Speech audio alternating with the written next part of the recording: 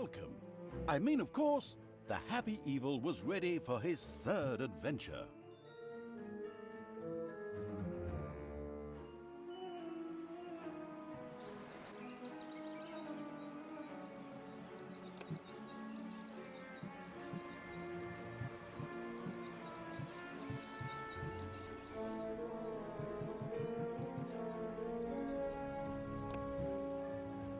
The Shadow of Absolute Evil.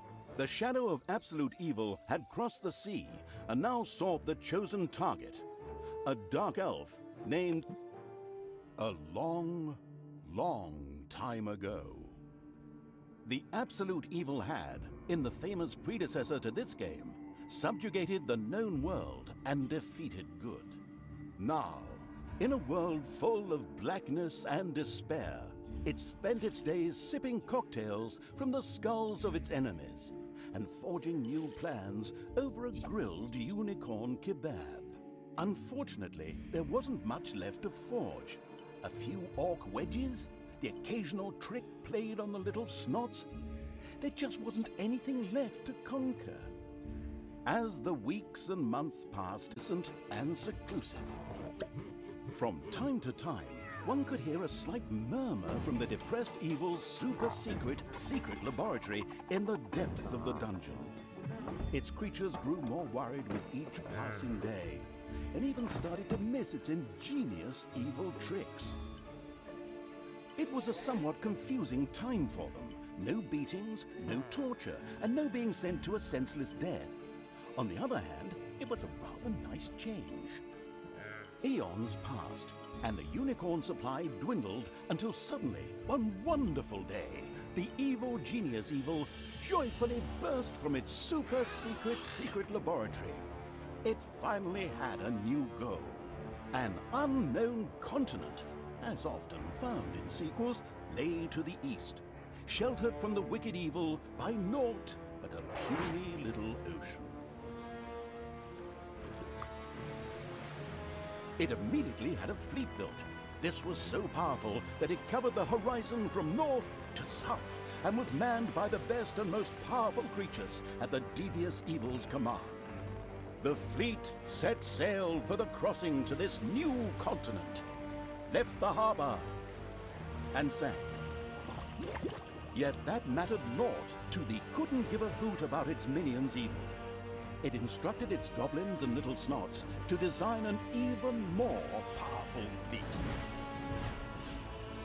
These new ships were gigantic as the fleet set out. And that sank as well.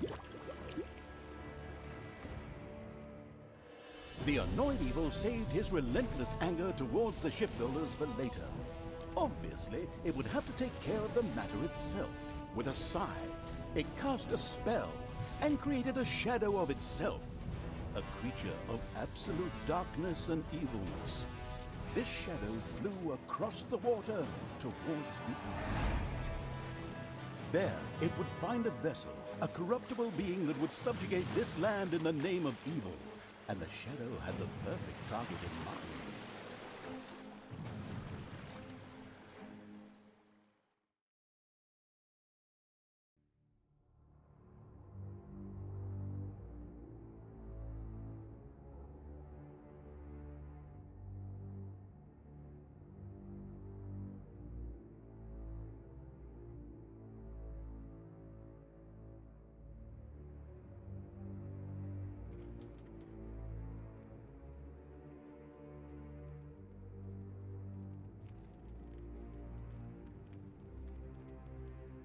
The great paladin Tanos, hero of the totally Eastern Kingdoms and a repugnantly good fellow. He was visiting the fatiguing library in Tristram with his comrades to see his foster daughter Talia. Well now, Talia, tell me about your studies. Are you making progress with the writings of the ancient sages? Yes, dear father. I have thoroughly digested it and have come a step closer to the good. Really? Excellent! I am proud of you, my child. Continue to concentrate on your studies. I must go to Stormbreeze to clear up a few matters. I'll be back soon. In the meantime, my loyal friend Grimly will protect the country. Should anything trouble you, you can turn to him. Isn't that right, Grimly? Aye, of course, Tanos. I'll keep an eye on the damned elf. Your daughter. You can count on me. Then I'll see you soon, my friends. May the goddess watch over you, and the light burn eternally. Bon voyage, dear father. I'll make you so proud of me. Who does good is good. Yuck. Disgusting phrases like that always leave such a nasty taste in my mouth. These abnormally good heroes, on the other hand, had no inkling of the malignity gathered to the south. One moment a herd of sheep was peacefully grazing, and the next moment, whumph! With a fulminant explosive effect that ate up half our special effects budget, the Shadow entered the world.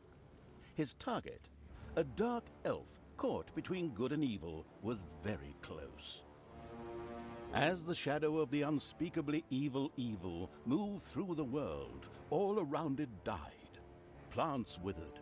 Animals perished. Sort of like a picnic.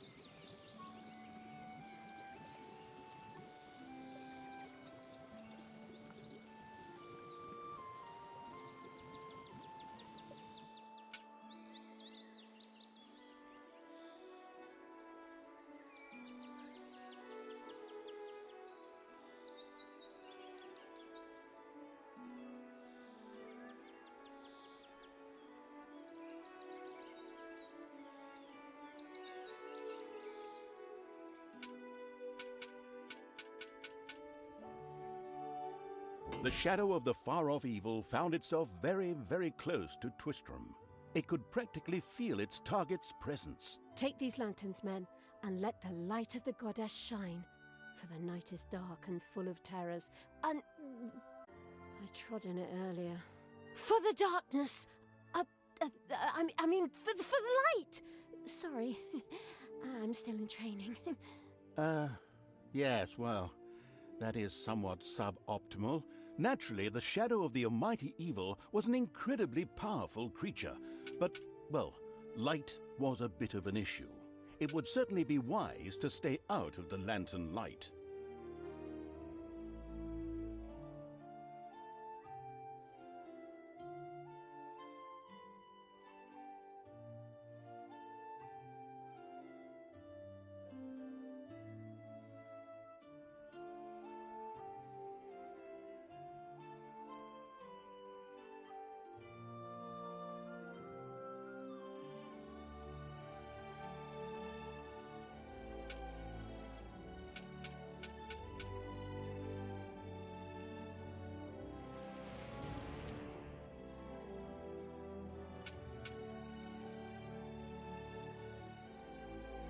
Lanterns! Lanterns everywhere! Lanterns! You'd think some nutcase hung them all over the place just to be irritating. I'm supposed to be the evil one here. Whatever. The shadow of the nestled cozily before the fireplace evil was extremely sensitive to light, and would inevitably take damage from it. It was important to avoid light as much as possible.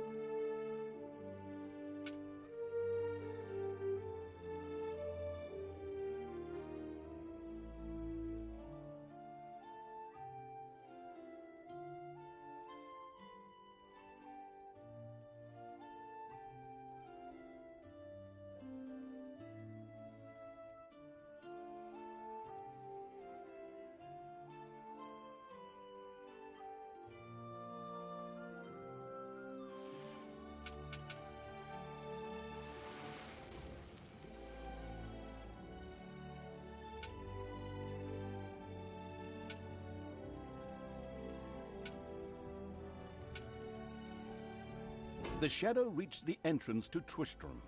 Fortunately, this one was not closed, but it was brightly lit. Fortunate guard on patrol that the shadow was able to possess, thanks to its incredible powers. As long as it wasn't in the light. What was that? I think there was something wrong with our last beer. Unfortunately, the shadow's possession only lasted a short while before the guard was able to free himself. Still, it was long enough to get past the gate. The shadow's target was close, so close. Talia, the Dark Elf. Soon she would fight on the side of evil. May the goddess be with you, my friends. It will soon be time to open the orphanage in the fatiguing library. Come to the big square and join in the festivities. Well, I don't know. I had actually kind of planned to spend the evening in the bathhouse. Friends, this orphanage is very important to my father. Tanos, you know, the mighty paladin, the one you really don't want to offend.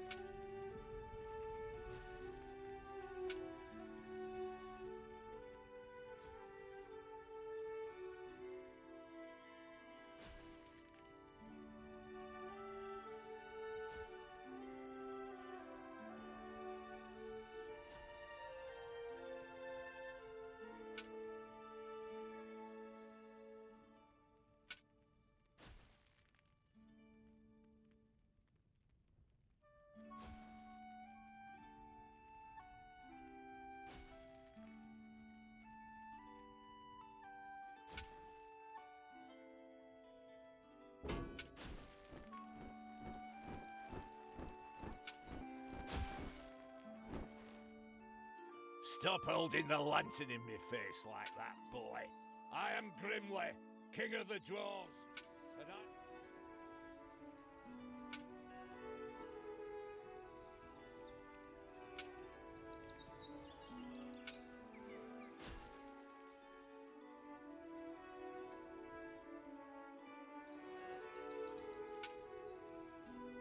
She's a dark elf, and nothing will change that. The girl will always be tainted. Should have cut her ears off when I... Enough chit-chat, men. You stay here and secure the area. I have to go check my invention. Stay alert. I can feel something evil lurking in the area. And it's not just that damn pointy-eared... I mean, that elf. After this cliched monologue, Grimly disappeared into the darkness. The impatient evil shadow set off again.